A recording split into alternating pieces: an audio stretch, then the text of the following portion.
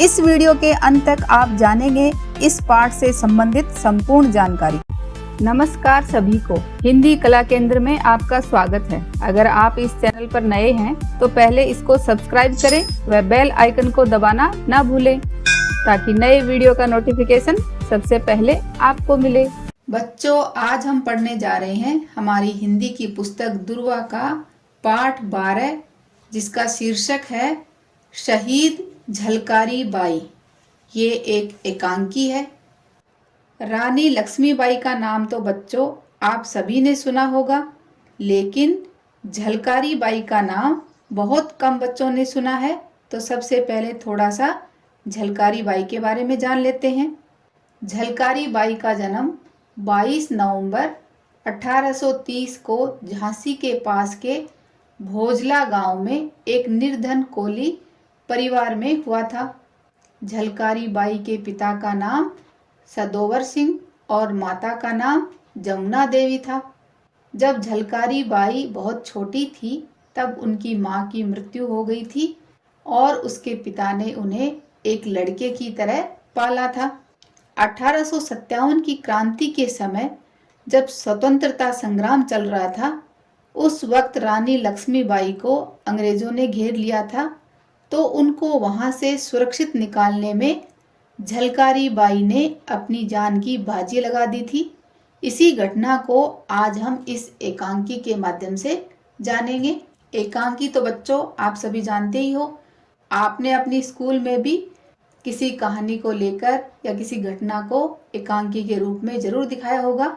एकांकी में कुछ दृश्यों का वर्णन होता है और कुछ कलाकार होते हैं, तो ऐसे ही आज की हमारी इस एकांकी में है।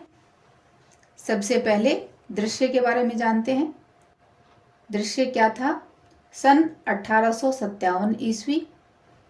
अपने महल में रानी लक्ष्मीबाई चिंतित अवस्था में, चिंतित अवस्था, चिंतित का अर्थ होता है परेशान या सोच में पड़ी हुई, और अवस्था चिंतित अवस्था की हालत में थी। रानी वीर वेश में, रानी ने क्या पहन रखा है? वीर वाली पोशाक पहन रखी है। रानी के सामने नाना साहब और कुछ विश्वास पात्र सामंत बैठे हैं। रानी के पास कौन बैठा है? कुछ विश्वास पात्र सामंत बैठे हैं। विश्वास पात्र का अर्थ होता है जिसका विश्वास किया जा सके या जिस पर विश्वास हो, यानी रानी के भरोसे के सामंत वीर योद्धा बैठे हैं और नाना साहब बैठे हैं। पास ही एक पलंग पर रानी का दत्तक पुत्र दामोदर राव बैठा है। दत्तक पुत्र कौन होता है बच्चों? जो गोद लिया हुआ पुत्र होता है वह दत्तक पुत्र कहलाता है। तो रानी के पास ही पलंग पर उनका दत्तक पुत्र कौन है? दामोदर राव बैठा है। सामने नाना साहब और पास में कुछ विश्वास पात्र सामंत। तो एकांकी का ये दृश्य है। लक्ष्मीबाई।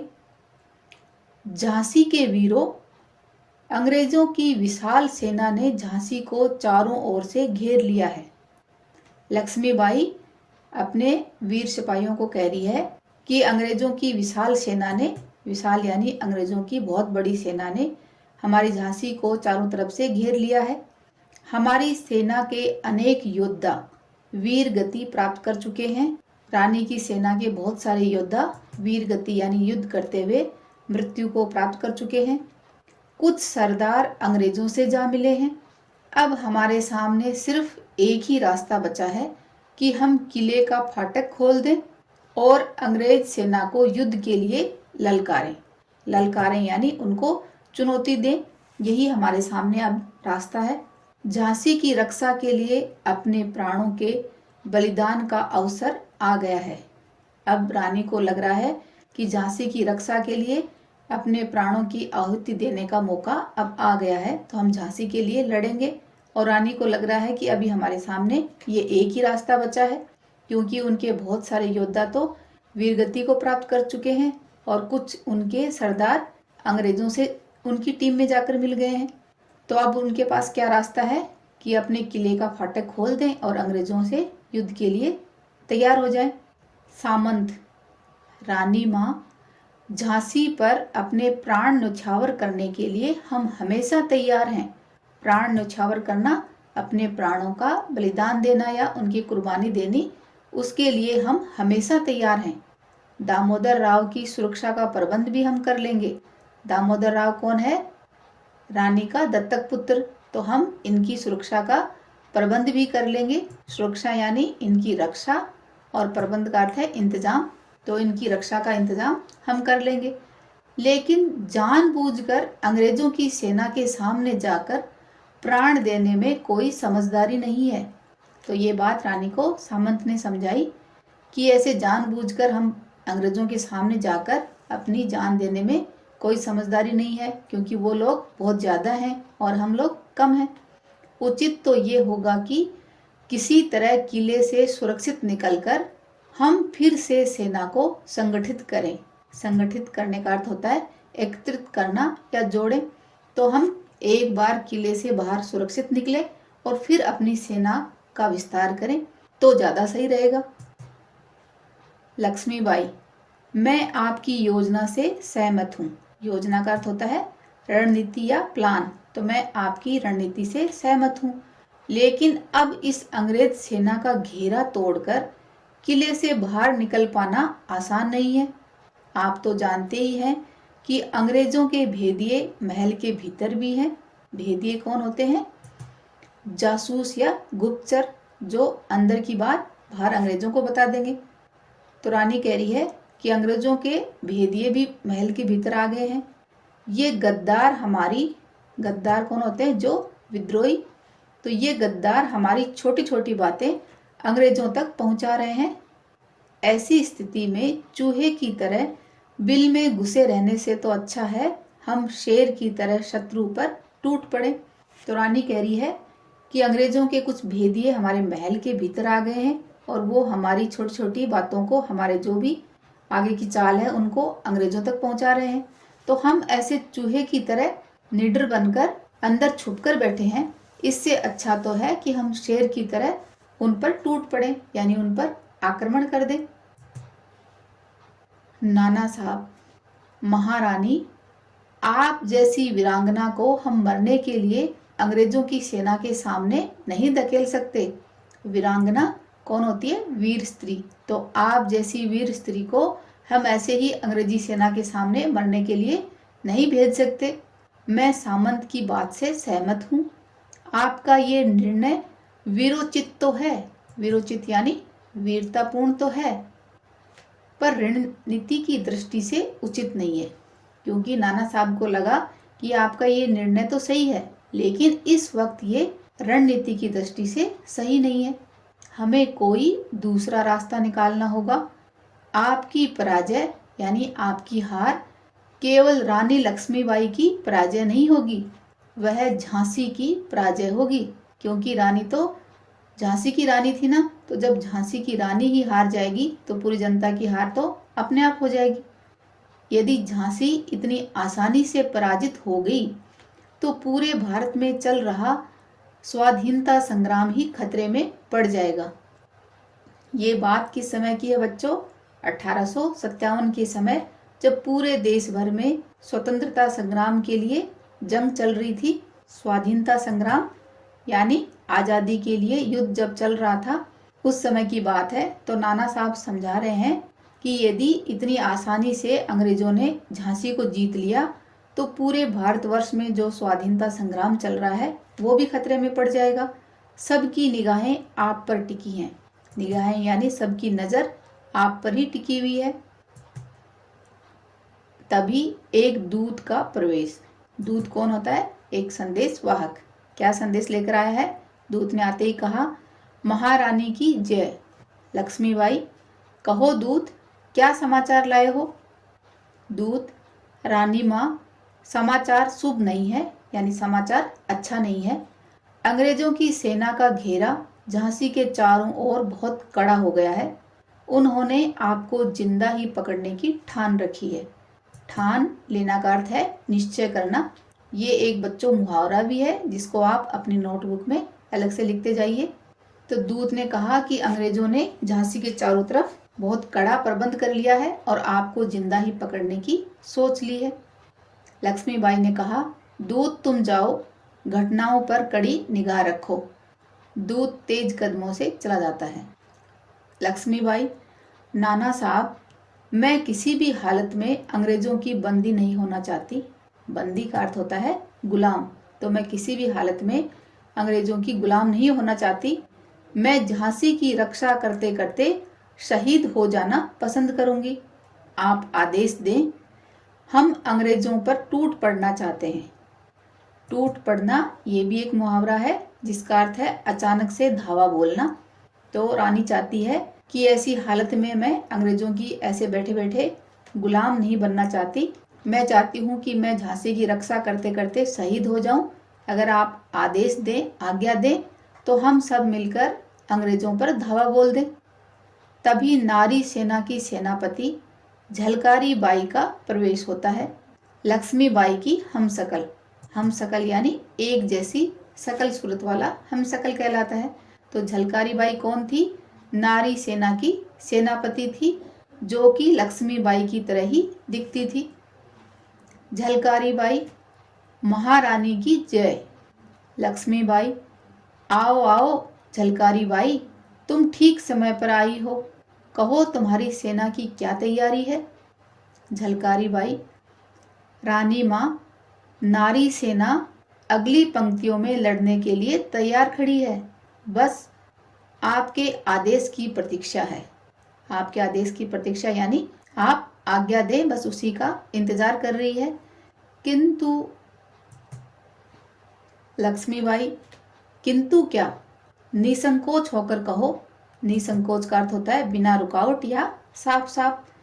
तो लक्ष्मीबाई ने झलकारी बाई से कहा कि जो भी कहना चाहती हो वो बिना झिझक के साफ साफ कहो। झलकारी बाई, गुस्ताखी माफ हो रानी माँ। गुस्ताखी माफ का अर्थ होता है क्षमा करना रानी माँ। मुझे इस निर्णायक युद्ध के लिए आपके वस्त्र, पगड़ी और कलगी चाहिए। निर्णायक युद्ध, निर्णय करने वाला युद्ध, क्योंकि इस युद्ध में अगर ये लोग हार गए, रानी को बंदी बना लिया, तो पूरी झांसी उन्हीं के कब्जे में आ जाएगी। इसलिए इस युद्ध को निर्णायक युद्ध कहा गया।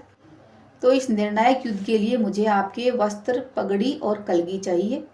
कलगी क्या होती है? पगड़ी में लगाए जाने वाला तुर्रा। ये देखो, रानी लक्ष्मीबाई इस तरह की पगड़ी और ये तुर्रा लगाकर लड़ने के लिए जाती थी।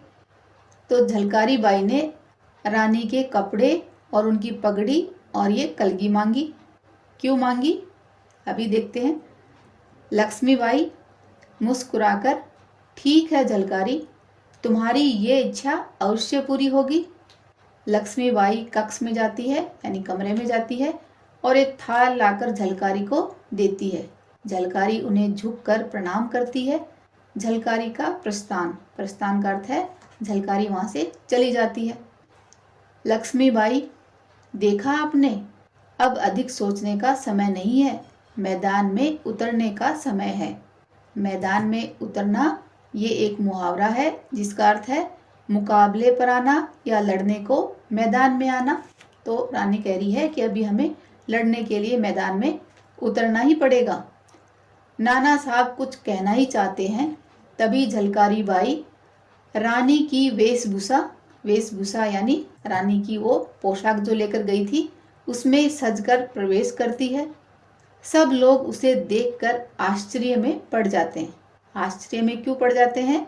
क्योंकि वह उस पोशाक में सेम लक्ष्मीबाई जैसी ही लग रही है। इसीलिए नाना साहब कहते हैं, अरे झलकारी बाई, तुम तो हूबहू लक्ष्मीबाई लग रही हो। हूबहू यानी वैसी की वैसी, लक्ष्मीबाई जैसी ही लग रही हो। झलकारी बाई, आप ठीक कह रहे हैं, मेरा रानी माँ का हमशक्ल होना शायद आज ही सार्थक हो सकता है। सार्थक यानी उद्देश्य वाला। तो झलकारी बाई कह रही है कि मेरा रानी माँ की तरह ही हमशक्ल होना आज मेरे लिए सार्थक हो सकता है। नाना साहब, झलकारी बाई, तुम्हारी योजना क्या है ये तो बताओ। तो झलकारी बाई की योजना क्या है? झलकारी बाई ने बताया, मेरी योजना ये है कि मैं अपनी सेना लेकर किले के मुख्य द्वार पर अंग्रेजों को उलझा कर रखूंगी। उलझा कर रखना यानी उनको वहीं पर लड़ाई में फंसा कर रखूंगी। इससे उनका पूरा ध्यान मुझ पर बना रहेगा। वे रानी समझकर मुझे घेरने का प्रयत्न करते रहेंगे। प्रयत्न यानी मुझे घेरने की कोशिश करते रहेंगे।